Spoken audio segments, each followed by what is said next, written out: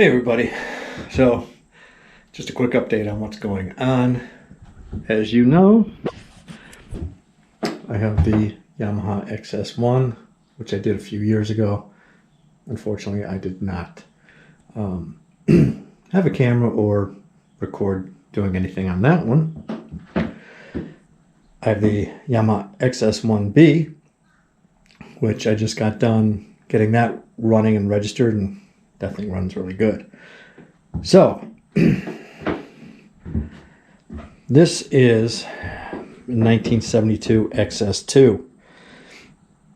Funny thing is I've owned this one, oh my god, 7 years. There's a little brief history on it. I bought this one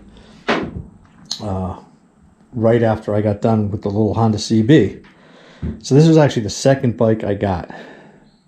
While I was looking up parts for this one, I saw that one for sale.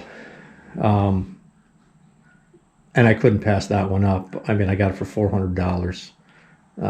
It was a piece of junk, but you know, with a little effort and all that, we got it going.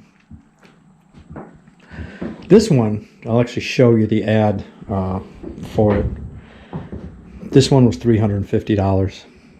Now, it came in boxes, and I'll show those pictures now, how I got it. The engine was complete, but you know, the frame, everything was off the frame. You had painted the frame. What's unique about the 72 is the front disc brake attaches to the fork and not the wheel, and then the wheel locks in those tabs in there. So this one has the disc brake. This is not the right reservoir, but this is the reservoir we're doing. This is not going to be a full restore like those bikes are. Except, just bring this up now while I'm here. That color is not the color that bike came in. It was green with a white stripe, but only one stripe. The small one here and the thick one, not the double small one. And people have asked me,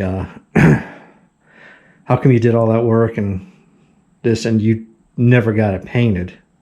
Well, one, I suck at painting, so that would be no good for me. But for what it cost to get that bike painted, that all the tins, the shocks, the side covers, the headlight ears, the headlight shell, and the tank, I actually bought this bike for less than what it would have cost just to get that one painted.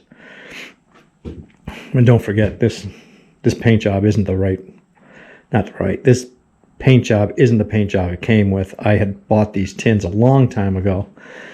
If you look at my little profile picture for my YouTube site, you're going to see a picture that looks like this from the top. It was actually this bike with this tank and headlight shell and ears on, because I was going to put it on this bike temporarily, just to get this one going. But you know, I decided against that because I wanted the XS1B, you know, as a separate bike. I didn't want people thinking this was something it wasn't. Oh, this thing cracked already. My little emblem up here. Like I said, this is not going to be a full restore. Didn't come with these kind of shocks on. It came with shocks with the external spring exposed. But I think we'll keep these and probably paint them some kind of red to match. Yeah, but again, I think the tank is going to be, I have a tank. It's got a lot of patina on it, weather beaten and some dings and dents, but I'll probably keep it the way it is. This one's not going to be like those two.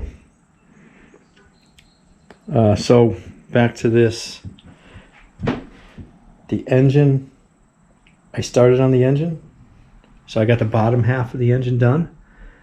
I still need to do the top end, I have to hone the cylinders, pistons, rings, all that stuff. Put everything back together. This one has electric start, where those two are kickstart only. That was new in 72. And yeah, you're going to see some changes that they did make. 70 and 71 had these little thin plastic rings around the gauges.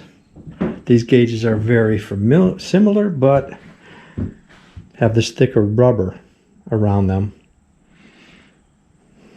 So I've seen a lot of them have, these gauges on those bikes, because, those are hard to find, or you find what you can get. I've already done the forks, new seals, all that stuff. New stanchions too, because this bike had been in an accident. And I'll show you the fender and all that. And it bent one of the forks. So we'll be doing that, the front end on it.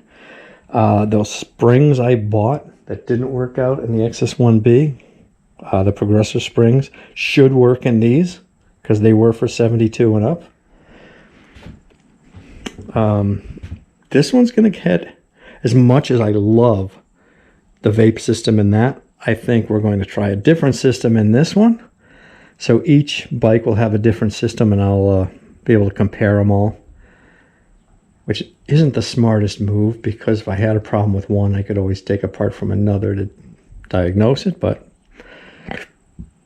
I never was accused of being the smartest. All right, so that's where I'm at. This bike is next. I'll have 70, 71, 72. My Tri-5 Chevy of Yamaha's. And we'll go from there. All right, till the next episode. Thanks for watching.